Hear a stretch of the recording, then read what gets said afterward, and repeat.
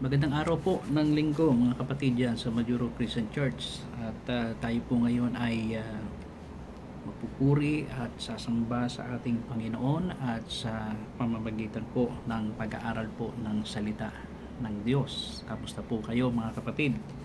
At nagpapasalamat tayo sa Panginoon at natapos po natin ang ating pag-aaral tungkol po sa buhay ng iglesia at natapos po ito nung nakaraang pulong panalangin po natin nung Biyernes ang hinaharap po ng iglesia ng ating Panginoon at iyon ay ating hinihintay at pinananabikan na siya ay babalik upang tayo po'y kanyang kunin ng lahat ng mga sumampalataya sa ating Panginoon Kristo bilang Panginoon at sariling tagapagligtas ng ating Panginoon.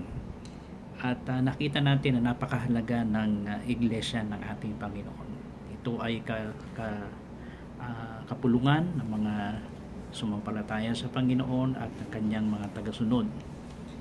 At sana nga po ay dumating na ang ating Panginoon at tayo ay makasama na natin ang ating Panginoon doon sa sangkalangitan na kanyang pinangako po sa lahat ng mga nanampalataya sa kanya.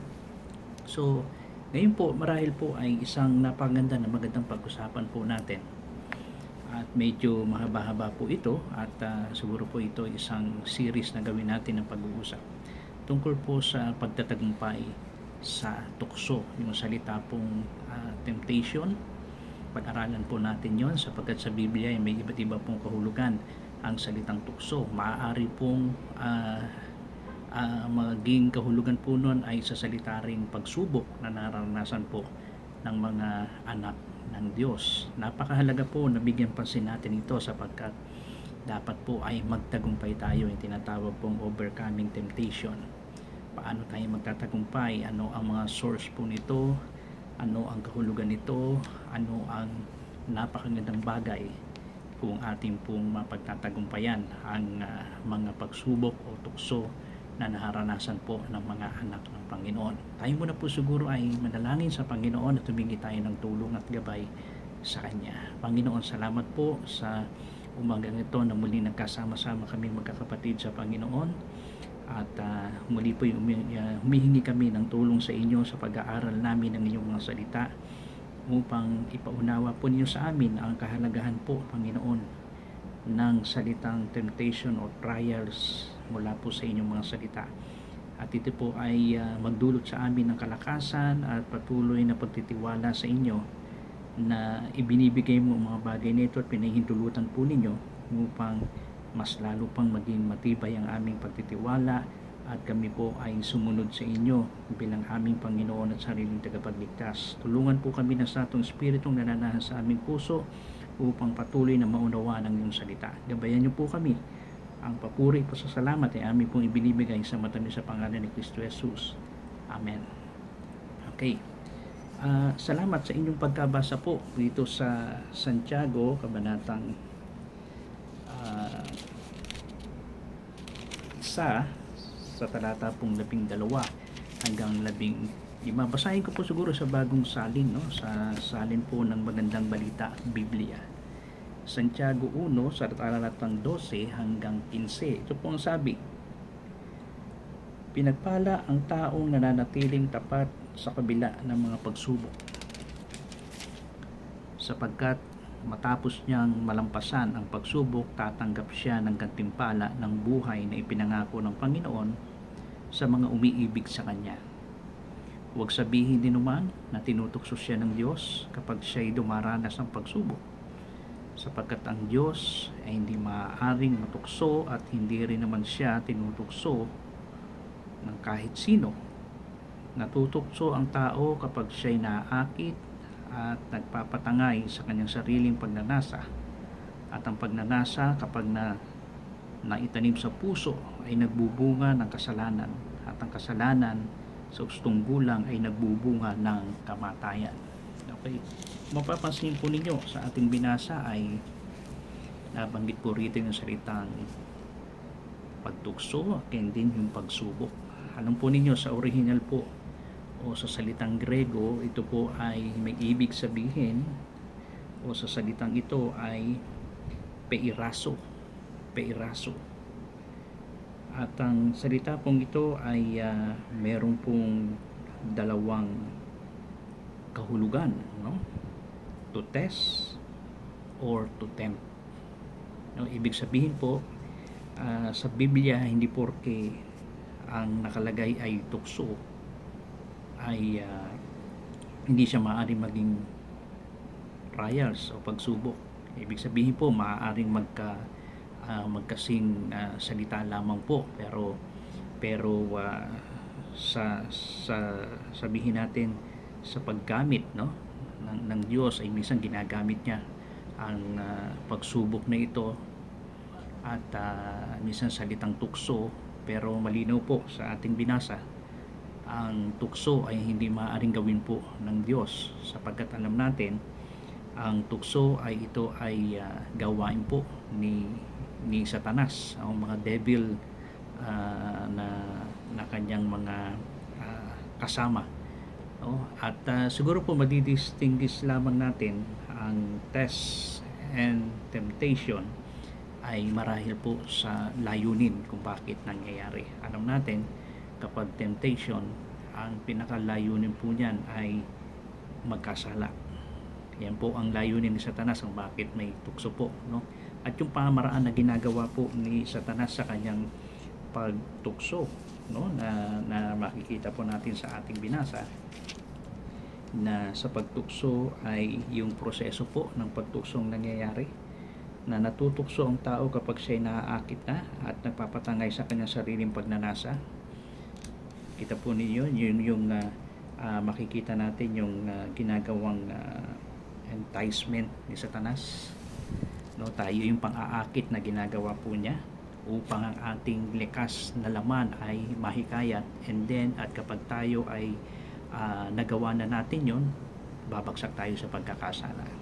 Iba po sa trials and tests na ginagawa ng ating Panginoon.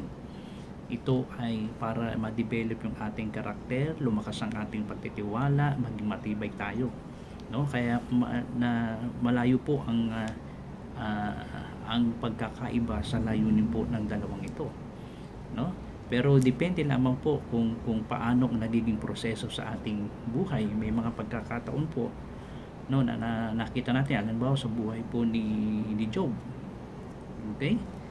At nakita natin, itong tandaan natin, any temptation, alam natin ito'y pinahintulutan ng Diyos. Bagamat nasa gawain at proseso ni Satanas, pero ito ay kapahintulutan pa rin ng ating Panginoon, ng ating Diyos, na gaya ni Job, di ba? Sabi, sige, subukan mo siya, no, pero wag mo siyang sasaktan, ha? Wala ka ng karapatan sa buhay niya, no? At so doon dumaan yung mga pagsubok, mga ginawang proseso sa kanyang buhay, kung paano siya ipinakita rin na talagang napakaganda yung sinabi ni Job sa Job 23:10, no? Job 23:10, para bang kung mapapansin natin ay may mga pagsubok ang Diyos, no?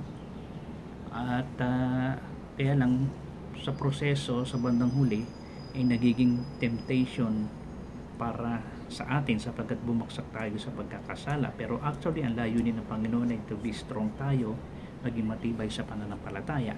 Pero dahil nahila tayo ng sarili nating pagnanasa, na-entice tayo sa anumang pang-aakit ng mundong ito, ano paman ni Satanas, kaya ganoon ang nangyayari. So sa makikita natin sa ganitong pagkakataon na ito ay talagang yung sinabi ni Job na talagang kahanga-hanga sa Job 23:10. I think basahin natin yung Job 23:10. Nung dumanas siya ng mga tukso o pagsubok sa kanyang buhay, Job 23:10, ito ang sabi niya. Ayon sa proseso na naranasan niya, no, sa pagsubok ng Panginoon sa kanyang buhay at sa kapahintulutan din sa ginawa ni Satanas para sa kanya. At ito ang sabi niya, ngunit alam ng Diyos ang aking bawat hakbang. Kapag sinubok niya, no, lalabas ang kadalisayan. Wow! no? Para pang sinabi niya, parang sa pagsubok tayo ay parang isang ginto, no? Na kailangan idarang tayo sa apoy, sa iba't ibang mga pagsubok upang mas lalong makita yung kadalisayan ng ginto. So ganun po ang ginagawa ng pagsubok sa ating buhay ng ating Panginoon.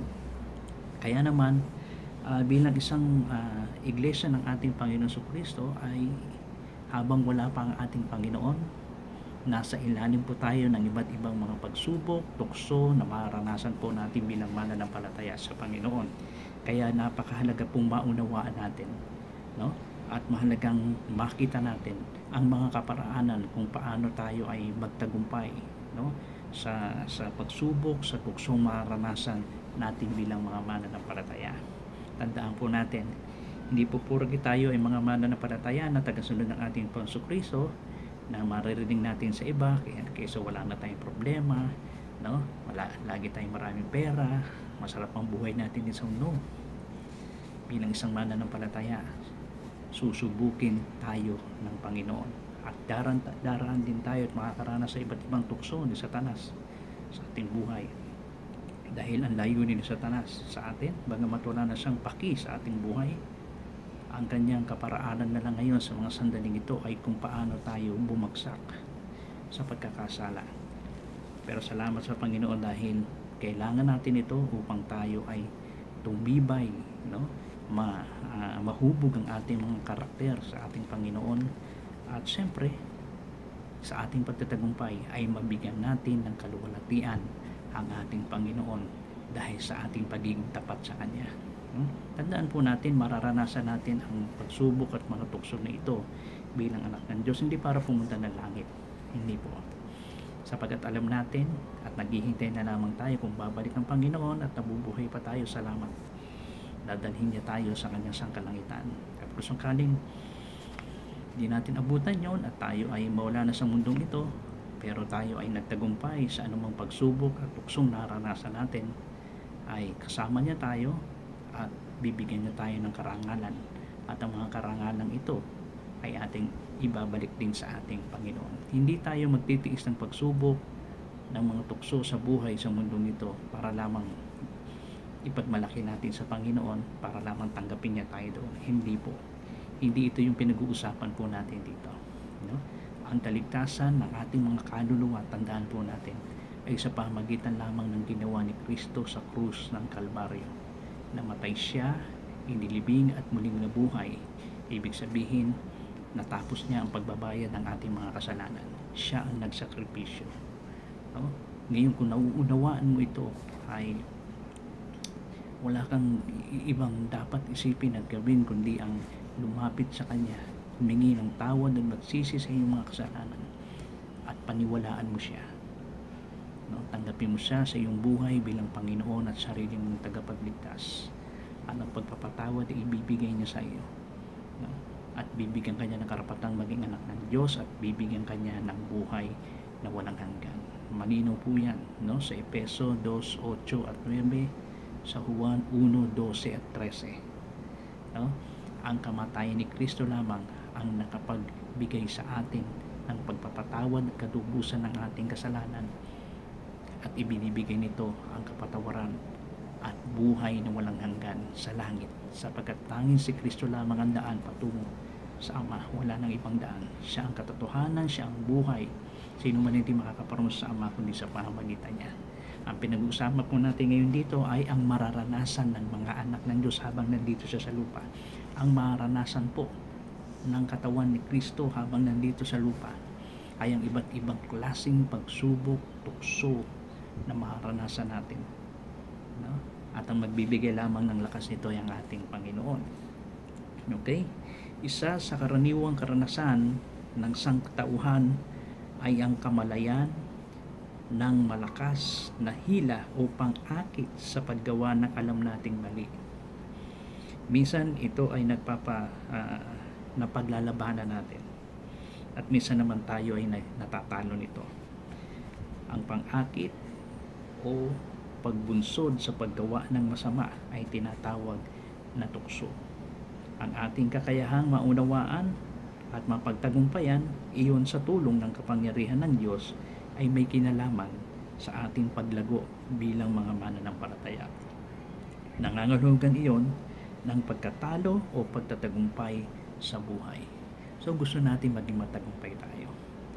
Pero napakahalaga, no?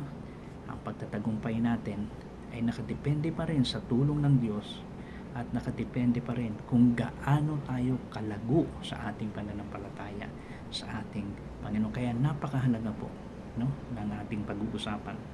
Paano tayo magtatagumpay laban sa tukso at laban din sa tinatawag din pong pagsubok sa buhay. Mararanasan po natin ito. Kaya dapat maging handa tayo at patuloy na tayo ay nasa bahagi po, araw-araw ay binabago ng Diyos tayo at maranasan natin ang pagtatagumpay sa mga bagay nito at makita natin. Okay? So, tignan natin ay lang mga sabihin gaya ng sinabi ko po sa inyo, mga kahulugan nito. Dual meaning po ito, no? Na parehas, temptation and trials, at nakakaiba lamang po sa layunin na ginagawa ni Satanas at sa layunin ng ating Panginoon. Pagsubok na ibinibigay ng Diyos sa atin upang tayo lumago, no, sa ating pananampalataya, maging matibay at ma-improve yung ating karakter, no? At syempre ito ay para sa kaluwalhatian ng ating Panginoon. Pero si Satanas sa kanyang mga tukso, ang layunin niya, makasala tayo, bumagsak tayo, huminto tayo sa paglago sa Panginoon, sa pagsunod sa Kanya. So tingnan natin unang kahulugan na makikita natin ito sa Biblia na iisa ang ibig sabihin, no, sa salitang tukso. Una, makikita natin sa Genesis 22:1. Kung babasahin po natin sa Genesis 22 verse 1. Genesis 22 verse 1. At alam kong natatandaan po ninyo yung istorya nito, no? Ito yung kay Abraham, yung paghahandog ni Abraham sa kanyang anak na si Isaac. 22 verse 1, ito ang sabi ng Panginoon. Pagkalipas, no, Genesis 22:1, pagkalipas ng ilang panahon, sinubok ng Diyos si Abraham. Tinawag siya ng Diyos, Abraham, no? Narito po ako, tugon niya, no, sa ating Panginoon.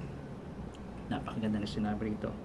Pagkalipas ng ilang panahon, sinubok ng Diyos si Abraham. So unang marahil ang pagkakahulugan po, no, ng salitang ito ay pagsubok. Yung salitang tinukso o tukso o salitang pagsubok ay nagkakaparehas na kahulugan. Sinubok, no, ng Diyos si Abraham. Ulit ko po, no, magkaiba po sa layunin. Una, ang pagsubok na ito ay pagsubok sa tao ng Diyos kung siya ay may pananampalataya, no, ay isang kahulugan na makikita natin dito sa Genesis 22:1, no. Ganyan din kay Moises sa Exodus 15:25. Exodus 15:25. Exodus 15:25. Kaya marahil po magandang ito ipag-usapan natin at medyo mahaba nga lang po ito at siguro kung hindi man tayo matatapos ay unting-untiin po natin. Exodus 15:25. 15:25, sana yung video natin ay hindi maputol. 15:25, sabi rito ay dahil dito humingi ng tulong si Moises kay Yahweh. Itinuro naman sa kanya ang isang putol ng kahoy. Kinuha ito ni Moises at inihagi sa tubig na wala ang pait niyon. Then, sunod na chapter 16:4, sinabi ni Yahweh kay Moises, pauulanan ko kayo ng tinapay mula sa langit araw-araw, palalabasin mo ang bahay ang mga tao para mamulot na kakainin nila sa maghapon. Sa pamagitan nito'y susubukin ko kung susunod sila sa aking mga tagubilin. So ito naman yung karanasan ni Moises, yung sa tubig, hindi sa mana na ibinigay ng Panginoon. Yung may mga instruction na ginawa. So makikita natin doon na sinubok ng Panginoon si Moises and din ng Israel kung susunod sila sa instruction ng Panginoon. So makikita natin kung talagang pinapakita roon na ang pagsubok na ito, ang salitang pagsubok na ito ay nagpapakita kung may pananampalataya ba tayo sa Panginoon sa pamagitan ng mga pangyayaring ito. Kaya ang pagsubok sa pananampalataya ay maaaring tuwiran gaya ng pag-uutos ng Diyos kay Abraham na ihandog si Isaac.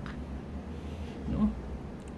Di tuwiran sa pamagitan ng mga kahirapan at pag-uusig sa buhay. So, kita po ninyo, isang direkta at hindi tuwiran, no? Yung pag-uusig na iba't ibang klase ng pag-uusig sa buhay na gaya ng binasa natin dito, no? At isa pa sa maganda na ang trials o ang pagsubok sa ating buhay, ito ang source ng joy. No? Ito ang ganda ng layunin na sa pagsubok. Source of joy ang mga pagsubok sa buhay. Gaya na sa sinabi sa James 1 verse 2, I think. Kung babalik tayo muli sa Santiago, no? At basahin natin yon sa Santiago 1:2. Ito ang sabi ni Pablo: mga kapatid, magalak kayo kapag kayo dumaranas sa iba't ibang uri ng pagsubok. So source of joy pala ang trials na mula sa ating Panginoon. No, para pang iisipin natin, no?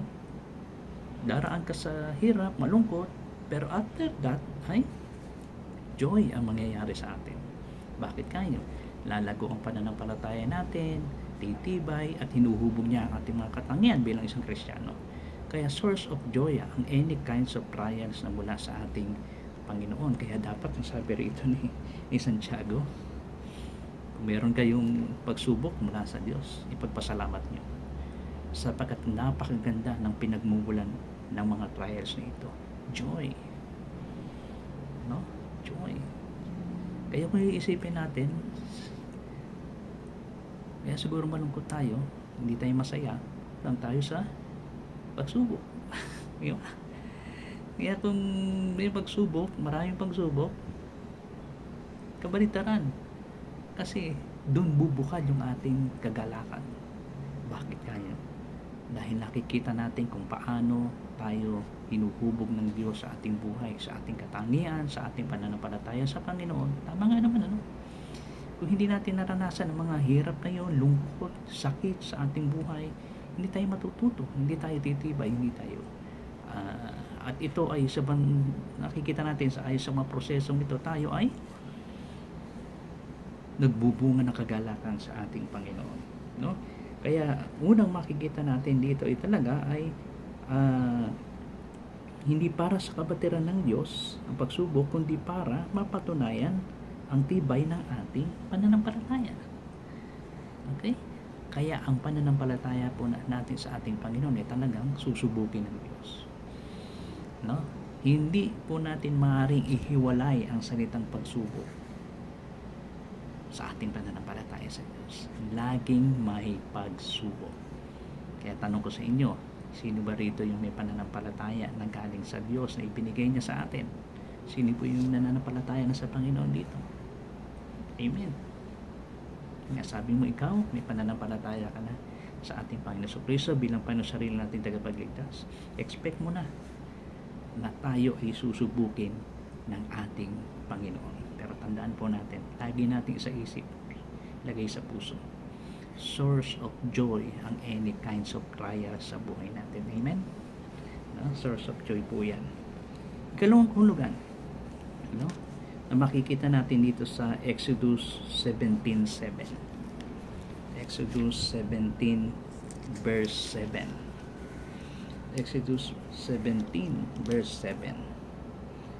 Ang lugar na iyon ay pinangalanan niyang Masa at Meriba sapagkat nagtalo-talo doon ng mga Israelita at sinubok nila si Yahweh na pinagtalunan nila ay kung pinapatnubayan nga sila ni Yahweh o hindi.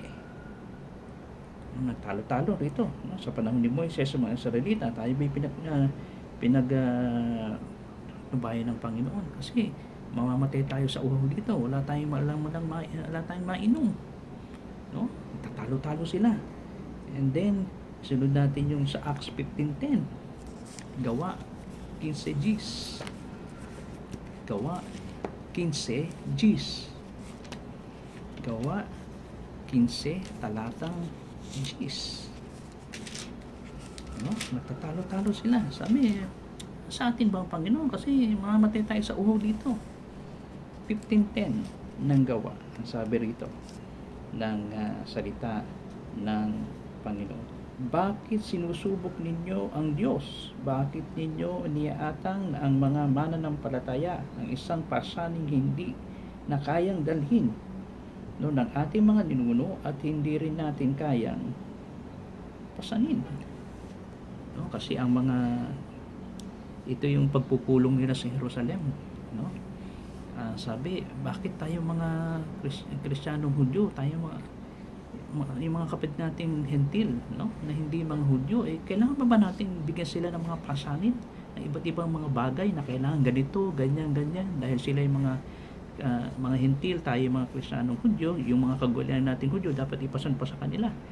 Nakita naman natin na kahit ang mga ninuno natin noon ay hirap na hirap at naging pasanin yan. Gusto pa natin ibigay para sa kanila ang bagay na ito. Nagtatalo-talo sila bilang mananampalataya. Tinutukso nyo ang Diyos sa bagay na iyan, Kaya kung makikita natin, ito ay parang sa kahulugan na yung tinatawag na paghamon o pagbunsod sa Diyos ng tao. Yung parang tinutukso natin ang Diyos na para bang ang ating Panginoon ba gagawin yung kanyang pangako, sabi niya tapat siya, kasama natin, pero hindi naman parang tinutukso pa natin ang Diyos sa bagay na yun, na sinusubok natin ng Diyos sa pamamagitan ng mga pag-aalilangan sa kanyang pag-ibig, sa kanyang kapangyarihan at sa kanyang mga gawaing hindi ayon sa kasulatan para ibunsod natin siyang kumilos o ng sinasadyang pagpapatuloy ng ating pagsalungat o pagsuway sa Panginoon. Na ganyan po na nangyayari. Na ating masasabi natin na parang ito ay tayo ang sumusubok at tayo ang tumutukso sa ating Panginoon. Na wala naman siya, hindi naman siya,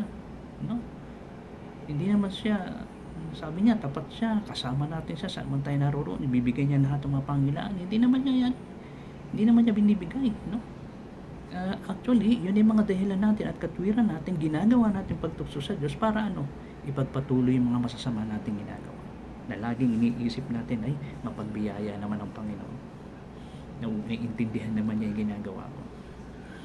Yung mga ganun bang pagkakataon, na para bang sa tingin natin hindi naman kumikilos ang Panginoon para lamang bigyang pagpapatuloy lang mga ginagawa natin masama. Ang mga ito ay magiging sanhi ng pagkagalit ng Diyos. Alam natin, basahin natin sa Awit 106:29. Awit 106:29. Awit 106:29. 106 verse 29. Sa inasan nila'y nagalit si Yahweh, naging pasyay ito, dinalhan ng peste, pawang nagkamatay ang maraming tao. Minsan minsan talaga yung mga kapestehan sa buhay, at naranasan yan ng Israelita, maraming mga pagkakataon. Pinahintulutan ng Panginoon ang iba't ibang mga sumpa na nangyari at naranasan nila. Bakit? Dahil sa pagiging matigas ng kanilang puso, sa pagiging mareklamo ng Israelita sa Panginoon, kahit naman sa panahon ni Moises, di ba? Kami ba inalis mo sa Ehipto para lang mamatay ng gutom dito sa ilang, walang mainom, walang makain, kaya nga nagbigay yung Panginoon ng mana, nagbigay yung Panginoon ng tubig na may inom nila. Pero patuloy pa sila nagrereklamo, patuloy pa rin silang nanunukso sa Panginoon, ng ating Panginoon ay hindi niya ginagawa ang kanyang pangako. Siya ay hindi isang Diyos na nagiging tapat sa atin. Mga kapatid, isa sa pagkakahulugan po ito ng salitang temptation and trials mula sa orihinal. Yung ating paghamon, pagbubunsod sa Diyos ng tao o natin sa Kanya sa mga negatibong gamit na makikita natin sa pamamagitan ng pag-aalinlangan sa kanyang pag-ibig, kapangyarihan at mga gawain sinasabi na natin ay hindi naman naaayon sa kanyang pangako, no? At ito'y nagbubusod para siya ay kumilos o ano paman o sinasadyang pagpapatuloy ng ating pagsalungat at pagsaway sa Panginoon. Mga kapatid, ito po ay isang hindi maganda na maaaring gawin po natin, pero minsan ganun po nang nangyayari, no? Parang tayo pa ang kalaban ng Diyos. Tandaan natin, gaya na naranasan ng mga Israelita, mga lingkod ng Panginoon, galit ang Panginoon sa mga ganito. Kung tayo mga tunay na mananampalataya sa Panginoon, huwag nawa natin maranasan ito, no? At ito ang ikalawang pagkakahulugan sa bagay nito, no? Yung paghamon, no? Ipoprovoke natin ang Diyos, na sinusubok natin siya, no? Tinutukso natin siya na hindi siya matapat, hindi siya makapangyarihan, wala siyang magagawa sa atin. Pero kadalasan hudyat lamang yun para ipagpatuloy natin yung pagiging masama natin sa mga gawain at pagsalungat natin sa Panginoon. Hindi po dapat maranasan natin yun. At kahit si Propeta Isaias 5:25, bago tayo tumuhay sa ikatlo, no? Isaias 5:25, nasabi ni Propeta Isaias 5:25, no? Nasabi niya rito 5, Isaiah 5:25. Ito po ang sabi niya sa talatang 5:25 ng Isaias. Kaya dahil sa laki ng galit ni Yahweh, paparusahan niya ang kanyang sariling bayan. Mayayanig ang mga bundok, mga bangkay ay mga ngalat na parang mga basura sa lansangan, sasambulat, ngunit ang puot niya ay hindi pa mawawala. Kanyang mga kamay handa pa ring magparusa. Kakatakot po ito, no? Sana hindi po ganito ang ating nararanasan at ginagawa sa ating Panginoon, na mismo tayo no, ang mag-challenge sa ating Panginoon, ang magbunsod sa ating Diyos. I-provoke natin ng Diyos na kailanman ay hindi siya naging tapat sa atin, kailanman ay hindi siya gumawa ng mabuti sa atin. Hindi po dapat ganoon. Ito ay isang pagkakahulugan din po, no, sa salitang tukso o pagsubok na makikita natin sa orihinal. Ang panghuli po na makikita natin dito ay ang salitang pag-akit, o pagkarahuyo o gumawa ng masama sa paningin ng Diyos. Yung tinatawag natin yung attraction or enticement. Yan po yung kaparaanan ni Satanas na ginagawa po niya, no? At ito po ay makikita natin, ito ay ang kahulugang karaniwan sa ating mga isipan madalas. Ito sa isipan natin sa James 1:14. James 1:14. Santiago 1:14. Ito ang madalas na talagang tinitira ni Satanas sa atin, no, yung ating mga kaisipan. James 1:14, 1:14, na gaya ng binasa natin. Natutukso ang tao kapag siya'y naaakit at nagpapatangay sa kanya sariling pagnanasa. No? Yung kaparaanan ni Satanas, aakitin niya karumihan sa ating isipan upang tayo ay yung healing ng ating laman ay mangyari, no? Kaya ito ay isang pagkaakit, no, o pagkahuyo na gumawa ng masama sa paningin ng Diyos. Ito ay ang kahulugan na karaniwan sa atin, no, na makikita natin sa ating isipan. Galatia 6:1, makikita rin natin, basa natin ang Galatia 6:1. 2 Korinto, Galatia 6:1. Malapit na po tayong matapos. Sabi rito, mga kapatid, kung may isa sa inyo na mahulog sa pagkakasala, kayong pinapatnubayan ng Espiritu ang magtuwid sa kanya. So gawin ninyo iyon ng mahinahon at mag-ingat kayo, baka kayo naman ang matukso. No? Talagang ang layunin ay ang pagbagsak sa kasalanan. Yan po yung mga karaniwang taktika at strategiya ni Satanas sa pagtukso sa atin upang mahikayat tayo, no? Tayo ay kanyang iba't ibang mga atraksyon na ibibigay niya sa atin para ma-entice tayo, mahulog tayo sa sarili nating hilig ng laman. No, maraming mga bagay na ganyan ginagawa si Satanas para sa atin. Yan ay ang paksa ng adaling ito na makikita natin. Hindi kailanman tuwirang tinutukso ng Diyos ang tao sa ganitong paraan. Hindi ganyan ang Panginoon. Bagamat hinahayaan niyang si Satanas ay manukso at pinapayagan din niyang subukin at digaligin ang mga sumasampalataya sa gaya ni Job, gaya ng karanasan ng ating Panginoon sa Matthew 4, no? Tinutukso rin siya ni Satanas na nakita natin. So doon makikita natin ang iba't ibang mga pagkakahulugan nito. Pero si Satanas, ang layunin niya na gaya na sinasabi ko po sa inyo, para tayo bumagsak sa pagkakasala, huminto, huwag magpatuloy, manghina. Pero salamat sa paraan naman ng pagsubok ng Panginoon para sa atin upang tumibay ang ating pananampalataya, maranasan ang kagalakan ng ating pananampalataya, mahubog ang ating mga karakter, at magbigay ng kaluwalhatian para sa ating Panginoon.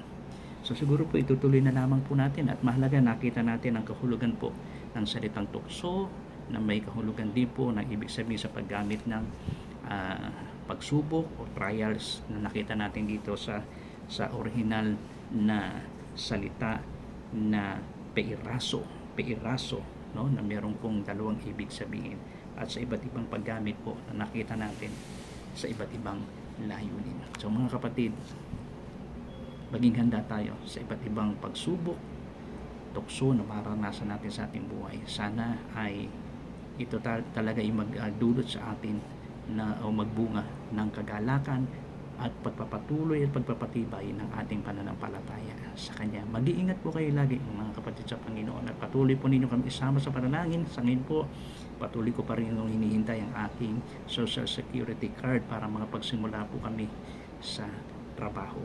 Sama-sama po tayong manalangin at laging magpasalamat sa Kanya. Salamat din po sa inyong patuloy sa Kanyang gawain niya sa Majuro Christian Church. At naway, sama-sama at patuloy tayong nagkakaisa upang patuloy nating itaguyod ang ministeryo ng Panginoon dyan sa Marshall Island upang magpatuloy po ang gawain po ng Majuro Christian Church. Mag-iingat po kayo at laging pagpalain po tayo ng ating Panginoon Kristo. Maraming salamat po sa lahat ng kabutihan ng Panginoon sa ating mga buhay. Pagpalain po tayo ng Panginoon. Ingat po kayo lagi.